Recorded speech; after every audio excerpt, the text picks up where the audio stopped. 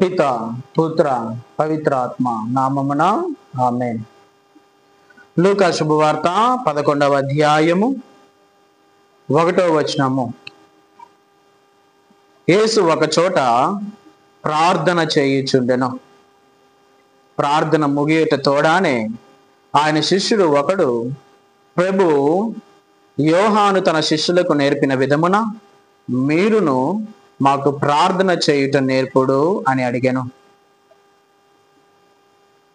క్రీస్తునాథుని యందు ప్రియ సహోదరి సహోదరులారా, దేవుని బిడ్డలారా, 17వ సామాన్య ఆదివార వాక్య పరిచర్యకి మిమ్మందరినీ కూడా ప్రేమతో ఆహ్వానిస్తూ ఉన్నాను. ఈనాడు మనందరం కూడా ప్రార్థన అనేటువంటి విషయం మీద ధ్యానం చేసుకోబోతూ ఉన్నాం. ఈనాటి పట్టణాలన్నీ కూడా మనకి ఈ ప్రార్థన గురించి బోధిస్తూ ఉన్నాయి. మొదటి పట్టణంలో మనం చూసినట్లయితే అబ్రహాము సొదొమ గొమొర ప్రాంతముల కోసం ఏ రీతిగా ప్రార్థన చేశాడో మనకు తెలుస్తూ ఉన్నది. ఆది కాండము 18వ అధ్యాయము 20వ వచనం నుంచి మనం చూసినట్లయితే ఆ దేవాతి దేవుడు అబ్రహాముతో పలుకుతూ ఉన్నాడు. సొదొమ గొమొర ప్రాంతముల యొక్క పాపము పైకి పొక్కినది. వారు ఇంకా అనేకమైనటువంటి పాపములు చేస్తూనే ఉన్నారు. మనం చదివినట్లయితే పరిశుద్ధ గ్రంథం ఆది కాండం 18వ అధ్యాయం 20వ వచనం. కావున దేవుడు సొదొమ గొమొర ప్రజల పాడు పని పైకి పొక్కినది, వారి పాపము పండినది. నేను దిగి వెళ్ళి వదంతులు పుట్టుటకు వారు చేసిన చెడు పనులు ఎంత వరకు కారణములో కనుగొందును. వారిని దండింపవలయునను మనవి నా చెవినబడినది. నేను నిజము తెలుసుకున్న తలచితిని. ఇక్కడ సొదొమ గొమొర ప్రజలు వారి యొక్క పాపము పండినది అని ఆ దేవాతి దేవుడు అబ్రహాముతో పలుకుతూ వారిని శిక్షించడానికి నేను వెళ్తూ ఉన్నాను. ఈ సొదొమ గొమొర ప్రాంతములను నాశనము చేయడానికి నేను వెళ్తూ ఉన్నాను. ఇంకా క్షమించరానటువంటి పాపం వాళ్ళలో నిండిపోయి ఉన్నది. సంపూర్ణంగా పాపంలో నిండిపోయారు కాబట్టి వాళ్ళని శిక్షించాల్సినటువంటి సమయం వచ్చింది అని చెప్పేసి ఆ ప్రభు అబ్రహాముతో మాట్లాడుతూ ఉన్నప్పుడు ఆ సమయంలో అబ్రహాము దేవునికి సొదొమ గొమొర ప్రజలకి ఒక మధ్యవర్తిగా మారుతూ ఉన్నాడు. విన్నప ప్రార్థన చేయటం ప్రారంభించాడు. దేవునికి విన్నవించుకోవటం ప్రారంభించాడు. మొట్టమొదటిసారిగా మనం స్వయంగా దేవునికి ప్రార్థన చేయడం అనేటువంటి ఒక విషయాన్ని మనం పరిశుద్ధ గ్రంథంలో చూస్తూ ఉన్నాం. ఆ దేవుణ్ణి ప్రార్థించటము ప్రారంభించినటువంటి రీతి, ఆ స్వయంగా దేవునితోటి ఆయన ఎలాగ మాట్లాడుతూ ఉన్నాడో మనం ఈ 20వ వచనం నుంచి చూసినట్లయితే క్లుప్తంగా ఇవ్వబడుతూ ఉన్నది. ఎప్పుడైతే దేవుడు ఈ మాటలు పలుకుతూ ఉన్నాడో, నేను నాశనం చేయబోతూ ఉన్నాను అని ప్రభు పలికినప్పుడు ఒక మధ్యవర్తిగా, సేవకునిగా అబ్రహాము ఆ సొదొమ గొమొర ప్రజల కోసం ప్రాధేయపడుతూ ఉన్నాడు. దేవుని సన్నిధిలో ప్రభుతో మాట్లాడుతూ ఉన్నాడు. అక్కడ సజ్జనులు ఉంటారు, దుర్జనులు ఉంటారు, మంచివారు ఉంటారు, చెడువారు ఉంటారు. మరి నువ్వు అందరినీ నాశనము చేస్తావా? ఇప్పుడు మంచి వారిని చూసైనా నువ్వు వారిని క్షమించవా అన్నటువంటి ప్రార్థన ప్రారంభిస్తూ ఉన్నాడు. ఆ ప్రభుని ప్రాధేయపడటం ప్రారంభించాడు. చెడ్డవారితో పాటు మంచివారు కూడా నాశనము కావాలా అన్నటువంటి ప్రార్థన తాను ప్రారంభించినప్పుడు అక్కడ 50 మంది మంచివారు ఉన్నట్లయితే తర్వాత మరలా దానికి కొద్దిగా తగ్గుతూ వచ్చి, ఒకవేళ అక్కడ 50 మంది మంచి వాళ్ళు ఉంటే వాళ్ళు నేను నాశనము చేయను, వారిని క్షమిస్తాను, ఆ ప్రాంతమును నేను నాశనం చేయను అని చెప్పేసి ప్రభు మాట్లాడతాడు. మరలా ఆ 50 మందే కాకుండా 50 మందికి 5గురు తగ్గి 45 మంది మాత్రమే ఉన్నట్లయితే వారిని నాశనం చేస్తావా అని చెప్పి మరలా ప్రాధేయపడినప్పుడు అక్కడ ఒకవేళ 45 మంది మంచివారు ఉన్నట్లయితే వారిని కూడా నాశనం చేయను. ఈ రీతిగా అబ్రహాము ఏ రీతిగా ఆ దేవాతి దేవునికి తన యొక్క విన్నప ప్రార్థన చేసి ఉన్నాడు, ఏ రీతిగా దేవునితో స్వయముగా మాట్లాడుతూ, ప్రార్థన అంటే ఏమిటో కాదు, స్వయంగా దేవునితోటి మాట్లాడటం, మన యొక్క విన్నపాలని తెలియచేయటం. ఇక్కడ అబ్రహాము చేసినటువంటి ప్రార్థన మనకు అర్థమవుతున్నది. ఆయన స్వయంగా మాట్లాడుతూ ఉన్నాడు దేవుడితోటి. స్వయంగా దేవుడితో ఏ రీతిగా మాట్లాడుతూ ఉన్నాడు? విన్నప ప్రార్థన రీతిగా ఆయన చేస్తూ ఉన్నాడు. ప్రభువా, ఒకవేళ 50 మంది మాత్రమే ఉన్నట్లయితే, ఒకవేళ 45 మంది మాత్రమే ఉన్నట్లయితే, ఒకవేళ 30 మంది మాత్రమే ఉన్నట్లయితే, ఇలా ప్రార్థన చేసుకుంటూ చివరికి 5 మంది మాత్రమే ఉన్నట్లయితే, చివరికి ఒక్కడే మంచివాడు ఉన్నట్లయితే ఆయనను నాశనం చేస్తావా? ఒక్కడు ఉన్నా కూడా నేను నాశనం చేయను అని చెప్పేసి ప్రభు వాగ్దానం చేశాడు. కానీ ప్రభు అక్కడికి వెళ్ళి ఆ సొదొమ గొమొర్రా ప్రాంతం చూసినప్పుడు ఒక్కడు కూడా మంచివాడు ఆయనకి కనిపించలేదు. కాబట్టి ప్రభు ఆ ప్రాంతంలో ధ్వంసం చేస్తూ ఉన్నాడు, నాశనం చేసి ఉన్నాడు. మరి ప్రియ దేవుని బిడ్డలారా, ఈ రీతిగా దేవునికి మనవి చేయటమే ప్రార్థన, దేవునితోటి స్వయంగా మాట్లాడడమే ప్రార్థన. అది ఏ విన్నపమైనా కావచ్చు, అది ఏ అవసరమైనా కావచ్చు, ప్రభునితోటి స్వయంగా మాట్లాడుతూ స్వయంగా మన యొక్క విన్నపాలని ఆ ప్రభుతోటి తెలియచేస్తూ ఉండాలి.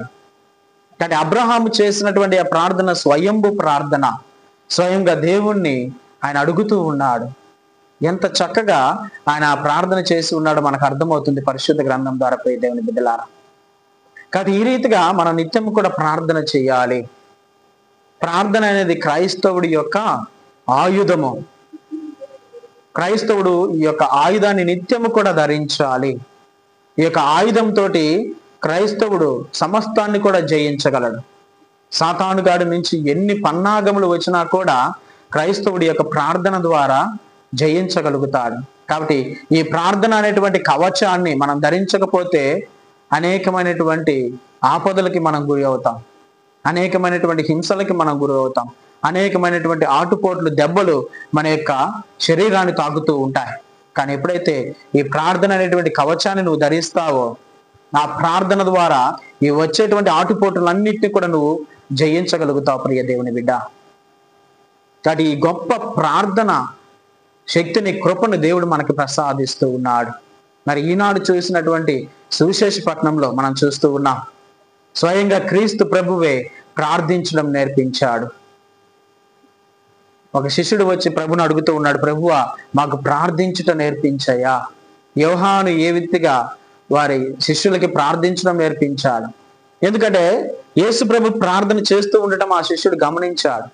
మనం చూసినటువంటి పరిశుద్ధ వాక్యం లూకా శుభవార్త 1వ అధ్యాయం మొదటి ఆ లైన్లను మనం చూసినట్లయితే, యేసు ఒక చోట ప్రార్థన చేయుచుండెను. ప్రభువే స్వయంగా ప్రార్థనలో ఉన్నాడండి. స్వయంగా దేవుని కుమారుడే ప్రార్థన చేస్తూ ఉన్నాడు. తండ్రి దేవునితోటి సమయాన్ని గడుపుతూ ఉన్నాడు, తండ్రి దేవునితోటి మాట్లాడుతూ ఉన్నాడు, సంభాషిస్తూ ఉన్నాడు, బలం పుంజుకుంటూ ఉన్నాడు. కాబట్టి ఎప్పుడైతే యేసు ప్రభు ఈ ప్రార్థన చేస్తూ ఉండటం ఈ శిష్యుడు గమనించాడో, ఆ ప్రభు దగ్గరికి వెళ్తూ ఉన్నాడు. ప్రభువా, బప్తిస్మ యోహాను తన శిష్యులకి ఎలాగ ప్రార్థించాలి అనేది నేర్పించాడు. నాకు తెలిసి బప్తిస్మ యోహాను గారు ప్రార్థన ఏ రీతిగా నేర్పించాడు, ఏదైతే యూదా గ్రంథాలలో ఉంటూ ఉన్నదో లేదా ధర్మశాస్త్రంలో ఉన్నదో దాని రీతిగా ఆ ప్రకారము బప్తిస్మ యోహాను గారు తన శిష్యులకి ప్రార్థన నేర్పించి ఉంటాడు. కానీ ఇక్కడ క్రీస్తు ప్రభు దానికి అతీతంగా ప్రార్థన నేర్పిస్తూ ఉన్నాడు. ఎప్పుడైతే ఈ యొక్క ప్రార్థన ప్రభువే స్వయంగా నేర్పించినటువంటి ప్రార్థన, పరలోక ప్రార్థన, అతి శక్తివంతమైనటువంటి ప్రార్థన. క్రీస్తు ప్రభువే స్వయంగా మీరు ప్రార్థన చేసినప్పుడు ఇలాగ చెయ్యండి, నీ ప్రభు నీ ప్రార్థన ఆలకించాలంటే ఈ రీతిగా నువ్వు ప్రార్థన చేయి. కాబట్టి ఈ ప్రార్థన ఖచ్చితంగా ప్రభునికి, ఆ దేవాదేవునికి చేరుతుంది. ఎందుకంటే స్వయంగా క్రీస్తు ప్రభువే ఈ రీతిగా ప్రార్థించేవాడు. నేను ఈ రీతిగా ప్రార్థన చేస్తున్నా కాబట్టి మీరు కూడా ఈ రీతిగా ప్రార్థన చెయ్యండి అని చెప్పేసి ప్రభువు చేస్తున్నటువంటి ప్రార్థనని స్వయంగా ఆయనే వారికి నేర్పించడం ప్రారంభించాడు. ఆ పరలోక ప్రార్థనని నేర్పించాడు తన యొక్క శిష్యులకి. కానీ ఈరోజు మనందరం కూడా ప్రతినిత్యం కూడా ఈ పరలోక ప్రార్థనని జపిస్తూ ఉన్నామంటే స్వయంగా ప్రభుని యొక్క మాటలు, ప్రభువే నేర్పించినటువంటి ప్రార్థన. దీనిని మించినటువంటి శక్తివంతమైనటువంటి ప్రార్థన మరొకటి ఉండదు ప్రియ దేవుని బిడ్డలారా. క్రీస్తు ప్రభువే స్వయంగా పలికినటువంటి ఆ మాటలతోటి మనం మరలా ఒల్లిస్తూ ఉన్నాం. ప్రభు నేర్పినటువంటి ప్రార్థనని మరలా మనం ఒల్లిస్తూ ఉన్నాం. దేవుడు ఆలకించేటువంటి ప్రార్థన ఈ పరలోక ప్రార్థన. స్వయంగా దేవుడే నేర్పించినటువంటి ప్రార్థన. నేను వినాలి అంటే నాకు ఇది ప్రీతికరముగా ఉండాలని, నువ్వు చేసేటువంటి ప్రార్థన దేవునికి ప్రీతికరంగా ఉండాలంటే దేవుడే స్వయంగా నేర్పించినటువంటి ప్రార్థన మనం జపించినప్పుడు అది ఖచ్చితంగా దేవునికి ప్రీతికరముగా ఉంటూ ఉన్నది. ఎందుకంటే ఆయన ప్రీతికరమైనటువంటి ప్రార్థనే ప్రభు మనకు నేర్పించి ఉన్నాడు. అప్పటి వరకు కూడా యూదా ప్రజలందరూ కూడా దేవుణ్ణి పేరు పెట్టి పిలవాలన్నా కూడా భయపడుతూ ఉండేవాళ్ళు. ఎంతో పవిత్రమైనటువంటి నామము, ఈ పరిశుద్ధమైనటువంటి నామమును మన యొక్క నాలుకతోటి పిలవటానికి కూడా మనం అర్హులము కాదు, యోగ్యులము కాదు. ఇంత పరిశుద్ధమైనటువంటి నామాన్ని మనం పిలవకూడదు, కానీ దేవుని యొక్క నామాన్ని మనం పిలవకూడదు అని చెప్పేసి ఆ దేవునికి వారు యాహ్వే అని పేరు పెట్టుకున్నారు. కానీ ఆ యాహ్వే అనేటువంటి పేరును వాళ్ళు పలకడానికి కూడా ధైర్యం చేసేవాళ్ళు కాదు. కాబట్టి ఈ రీతిగా యూదా మతము లేదా యూదా ప్రజలందరూ కూడా, యూదులందరూ కూడా దేవుని యొక్క నామాన్ని పలకడానికే భయపడుతున్నటువంటి సమయంలో స్వయముగా క్రీస్తు ప్రభువు నేర్పించినటువంటి ప్రార్థనలు ఎలాగ ప్రారంభించాడు అంటే, పరలోకమందున్న మా తండ్రి. దేవుని పేరు పిలవటమే అందరూ కూడా పాపం అనుకుంటుంటే, యోగ్యత కాదు, అర్హత కాదు అని చెప్పేసి అందరూ కూడా అనుకుంటూ ఉంటే, ఇక్కడ క్రీస్తు ప్రభు మాత్రము ఏమిటి దేవుని తండ్రి అని పిలవమంటూ ఉన్నాడే. స్వయంగా దేవుని తండ్రి అని పిలిచేటువంటి గొప్ప భాగ్యాన్ని మనకి ఇచ్చాడే. ఇప్పటికీ కూడా యూదా ప్రజలు దేవుని పేరు పెట్టి పిలవడానికి ఇంకా భయపడుతున్నారు ప్రస్తుతానికి కూడా. కానీ ఆ దేవుణ్ణి తండ్రి అని పిలిచేటువంటి గొప్ప భాగ్యాన్ని క్రైస్తవులమైనటువంటి మనందరికి కూడా క్రీస్తు ప్రభు ఇచ్చాడండి. ఇది మన యొక్క గొప్ప భాగ్యము. కానీ వాళ్ళకి మనకి తారతమ్యం ఏంటయ్యా అంటే, మనం దేవుని బిడ్డలుగా పిలువబడుతూ ఉన్నాం, స్వయంగా దేవుని తండ్రి అని పిలిచేటువంటి గొప్ప భాగ్యాన్ని ఈ యొక్క జ్ఞాన స్నానం ద్వారా, బప్తిస్మం ద్వారా ఆ క్రీస్తు ప్రభు మనకు ప్రసాదించి ఉన్నాడు. కాబట్టి ఈరోజు అందరం కూడా ధైర్యంగా తండ్రి అని ప్రార్థన చేయగలుగుతూ ఉన్నాం.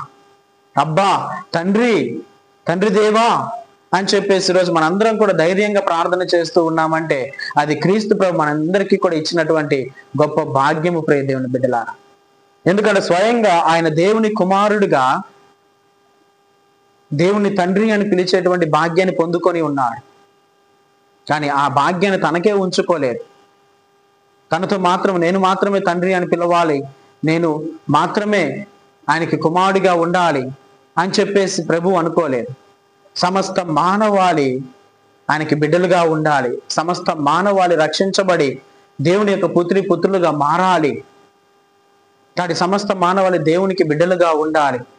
కాబట్టి మనందరం కూడా ప్రభుని తండ్రి అని పిలవాలి అని చెప్పేటువంటి గొప్ప సత్యాన్ని క్రీస్తు ప్రభు ఇక్కడ మనకి బోధిస్తూ ఉన్నాడు. మరి ఈ తండ్రి అని పిలిచేటువంటి భాగ్యం మనకి ఈ యొక్క జ్ఞాన స్నానం ద్వారా పొందుకుంటూ ఉన్నాం ప్రియ దేవుని బిడ్డలారా.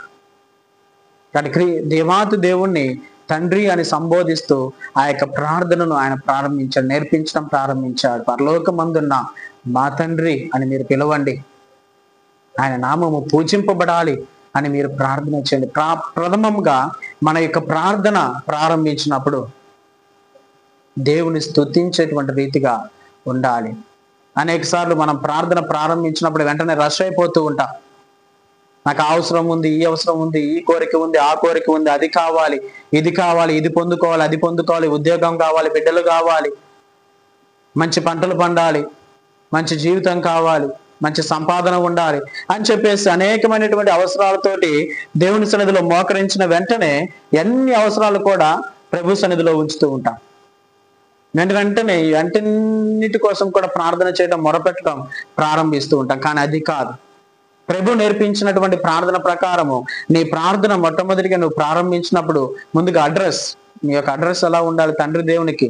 ఎవరికైతే ప్రార్థన చేస్తున్నావో ఆ తండ్రి దేవునికి అడ్రస్ చెప్పు, పరలోకమందున్న మా తండ్రి అని చెప్పేసి దేవుని యొక్క నామాన్ని ముందుగా నువ్వు ఘనపరచాలి.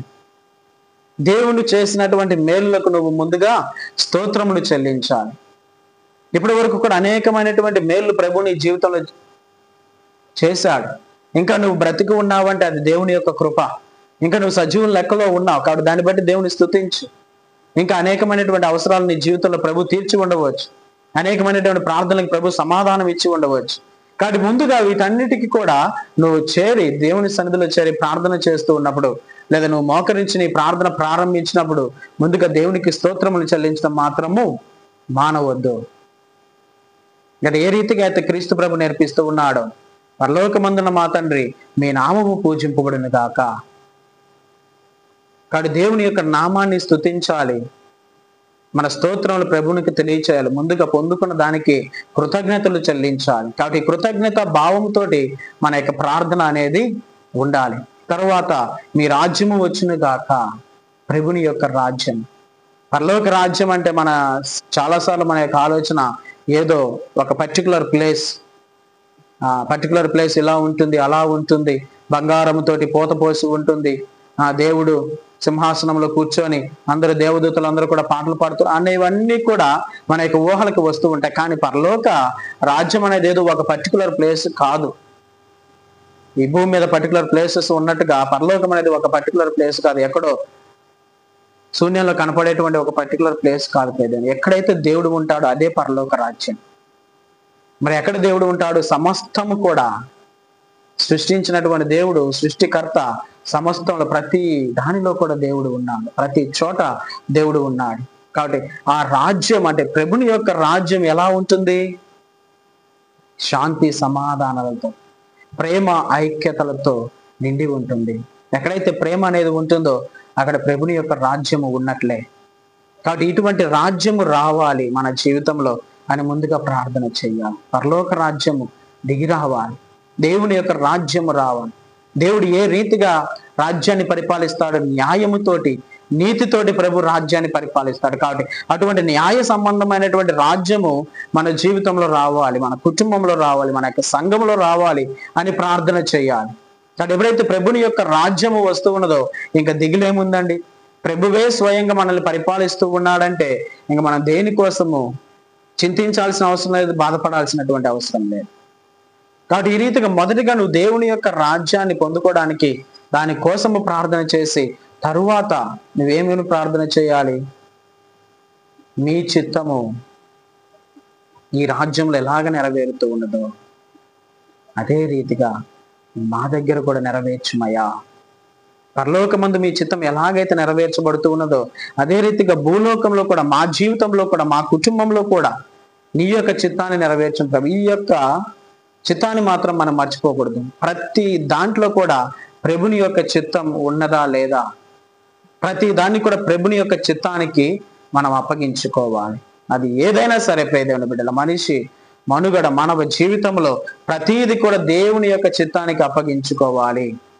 ఆయన చిత్తము నిత్యము కూడా మన యొక్క జీవితంలో చాలా గొప్పదిగా ఉంటూ ఉంటుంది. కాబట్టి ఈ సత్యాన్ని మనం ఎప్పటికీ కూడా మర్చిపోకూడదు. మన చిత్తం కాదు నెరవేరాల్సింది, నువ్వు అనుకున్నది కాదు, మనం అనుకున్నది కాదు, మనం ఆలోచించింది కాదు, మనం ఏదైతే అనుకుంటూ ఉన్నాం దాని ప్రకారం కాదు. ఇదంతా పక్కన పెట్టేసి ప్రభువా నీ చిత్తం ఏమై ఉన్నదో దాన్ని జరిపించయ్యా అని ఎప్పుడైతే మన ప్రార్థనని, మన యొక్క జీవితాన్ని ప్రభుని యొక్క చిత్తానికి, ప్రభుని యొక్క చేతుల్లోనికి అప్పగించుకుంటామో ఆ జీవితంలో గొప్ప ఆశీర్వాదాన్ని చవి చూడగలుగుతాం. కాబట్టి ఈ పరలోక ప్రార్థన ద్వారా క్రీస్తు ప్రభు ఎలాగ ప్రార్థించాలి అనేటువంటి గొప్ప సత్యాన్ని మనందరికీ కూడా ఎరుకపరుస్తూ ఉన్నాడు. మరి ఈ ప్రార్థనను మించినటువంటి ప్రార్థన మరొకటి లేదు. అందుకే కథోలిక సంఘంలో ప్రతినిత్యము కూడా ఏదైనా ప్రార్థన చేసినప్పుడు ఖచ్చితంగా ఈ పరలోక ప్రార్థనతోటి ప్రారంభించడానికి కానీ లేదా పరలోక ప్రార్థనతోటి దాన్ని ముగించడానికి మనం ప్రయత్నం చేస్తూ ఉంటాం. ప్రతి ప్రార్థనలో, ప్రతి చోట ఈ పరలోక ప్రార్థన అనేది ఉండాల్సిందే. ప్రతినిత్యం కూడా ఈ యొక్క పరలోక ప్రార్థన ద్వారా స్వయంగా క్రీస్తు ప్రభువే నేర్పించినటువంటి ప్రార్థన, దేవునికి ప్రీతికరమైనటువంటి ప్రార్థన మనం నిత్యము కూడా జపించినప్పుడు, ప్రార్థన చేసినప్పుడు ఆ ప్రార్థన ఖచ్చితంగా ఆ ప్రభువు ఆలకిస్తాడు. కాబట్టి సత్యాన్ని మనం గ్రహించగలగాలి ప్రియ దేవుని బిడ్డలా. కాబట్టి ప్రతి క్రైస్తవుడు కూడా తన యొక్క జీవితంలో ఈ ప్రార్థన చెప్పడం అనేది ఒక అలవాటుగా మార్చుకోవాలి. అనునిత్యం కూడా ఈ ప్రార్థన జపించడానికి ప్రతినిత్యం కూడా ఆ ప్రార్థన వల్లిస్తూ ఉండడానికి ప్రయత్నం చేయాలి. ఎందుకంటే క్రీస్తు ప్రభు నోటి నుంచి స్వయంగా వచ్చినటువంటి ప్రార్థన, ఎలాగ ప్రార్థన చేయాలి అనేటువంటి ఆలోచన వచ్చినప్పుడు ప్రభు మనకు నేర్పించినటువంటి ప్రార్థన ప్రియ దేవుని బిడ్డలారా. కాబట్టి ఎప్పటికీ కూడా మన జీవితంలో ఈ యొక్క ప్రార్థన సత్యాన్ని మనం మర్చిపోకూడదు. ఈ ప్రార్థన యొక్క గొప్పతనాన్ని మనం ఎప్పటికీ కూడా మర్చిపోకూడదు ప్రియ దేవుని బిడ్డల. ఆ క్రీస్తు ప్రభువే స్వయంగా నేర్పినటువంటి ప్రార్థన. కాబట్టి ఈ ప్రార్థనలో ఉన్నటువంటి శక్తి, ఈ ప్రార్థనలో ఉన్నటువంటి బలము, ఈ ప్రార్థనలో ఉన్నటువంటి ఆశీర్వాదము ఎప్పుడు కూడా మనపై, మన యొక్క కుటుంబాలపై కుమ్మరించబడుతూ ఉంటుంది. కాబట్టి ఆ ప్రార్థన జపిస్తూ ఉండాలి. ఈ పరలోక ప్రార్థన ద్వారా అనేకమైనటువంటి విషయాలు మనకు తెలియచేయబడుతున్న తర్వాత వచనంలో మనం చూసినట్లయితే, మాకు కావలసినటువంటి అనుదిన ఆహారం మాకు ప్రతిరోజు దయచేయండి. అదే రీతిగా మా పాపములను క్షమించండి, మేము ఇతరుల పాపాలు మేమును మా రుణస్థులను క్షమించుతున్నాం. మా పాపాలు క్షమించండి, మేము ఏ రీతిగా అయితే ఇతరుల పాపాలు క్షమిస్తాము. కాబట్టి ఇతరుల పాపాలు ఎప్పుడైతే మనం క్షమిస్తామో అదే క్షమాపణ మన మీదకి కూడా వస్తూ ఉన్నది. మనం క్షమించకుండా క్షమాపణను పొందుకోలేం.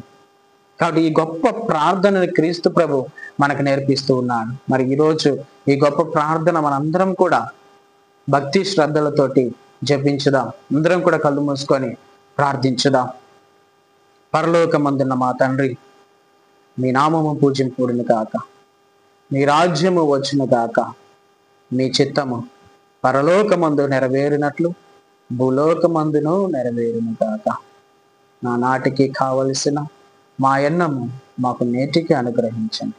మా యొద్ద అప్పుపడిన వారిని మేము మన్నించినట్లు మా అప్పులను మీరు మన్నించండి. మమ్ము శోధన యందు పడనివ్వక అన్ని కీడుల నుండి మమ్ము రక్షించండి. ఆమేన్. పరిశుద్ధమైన దేవా, ప్రార్థన అనేటువంటి గొప్ప ఆయుధాన్ని మా అందరికి కూడా ప్రసాదించినందుకు మీకు స్తోత్రములయ్యా. క్రైస్తవ బిడ్డగా నిత్యము కూడా ప్రార్థనలో సమయాన్ని వెచ్చించే భాగ్యాన్ని దయచేయండి. నిజమైనటువంటి విశ్వాసంతో ప్రభ మిమ్మల్ని ప్రార్థించేటువంటి కృపను మాకు ప్రసాదించి, ప్రార్థించే శక్తిని ప్రభ మాకు దయచేయండి. ఈ ప్రార్థన ద్వారా సాతానుగాడి యొక్క తంత్రములను, సాతానుగాడి యొక్క పన్నాగులను సమస్తమును కూడా జయిస్తూ నీ యొక్క నామములో గొప్ప విజయాన్ని పొందుకునేటువంటి భాగ్యాన్ని మా అందరికి కూడా ప్రసాదించమని ఈ మనవులను మా నాథుడైన యేసుక్రీస్తుని అతి పరిశుద్ధ నామములో వేడుకొని ప్రార్థన చేస్తూ ఉన్నాము తండ్రి.